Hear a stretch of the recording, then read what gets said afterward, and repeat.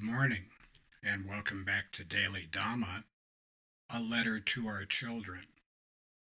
Today is January 17th, and our reading is Vanity. The vanity of the selfless, even those who practice utmost humility, is boundless.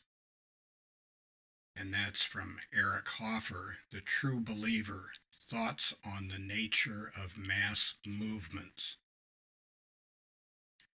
Virtue signaling, to let everyone else know just how enlightened we are, is all the rage these days. And the same could be said of this book.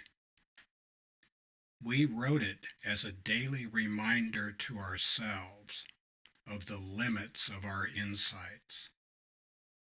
We decidedly do not think we've got the answers, and certainly do not think the world would be better if everyone agreed with us.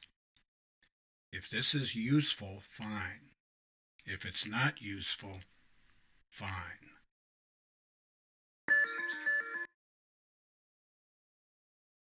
Eric Hoffer is another frequent contributor to this. He's a guy that we really love, and he's a very interesting character too. He had no formal education, but he was a prolific writer. He wrote The True Believer in 1951, The Ordeal of Change in 1963, and Reflections on the Human Condition in 1973. And these are our favorite books of his. He was born in 1902, apparently in New York, although there's some debate about this. His parents were from Alsace-Lorraine, but he spoke with a Bavarian accent his whole life. Born in 1902 and died in 1983. He tried to join the Army for World War II, but was kept out for health reasons, and wound up as a longshoreman on the docks of San Francisco starting in 1943 and continuing until 1964, when he became an adjunct professor at UC Berkeley.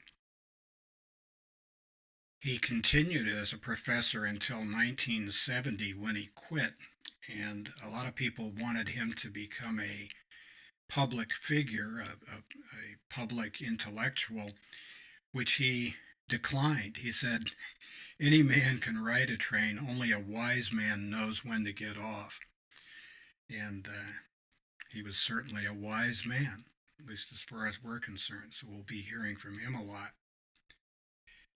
The theme this month is humility, and one of the opposites of humility is vanity.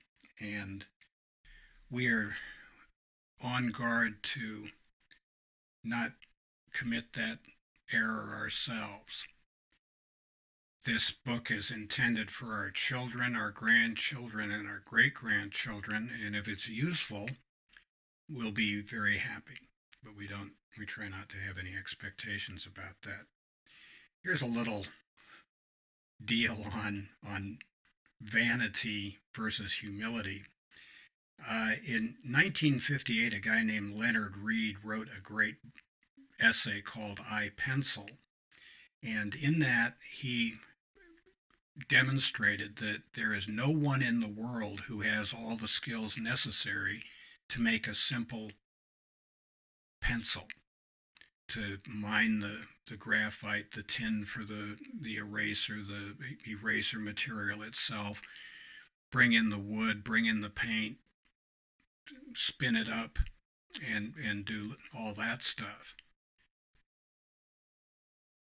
It's a classic read, and in the 1996 reprint, the introduction was written by Milton Friedman, who won the Nobel Prize for Economics in 1976 and was Thomas Sowell's dissertation advisor. Anyway, if one guy can't figure out how to make a pencil, how much less so can we figure out how to run other people's lives or society in general? Not so much. Let's embrace humility and avoid vanity.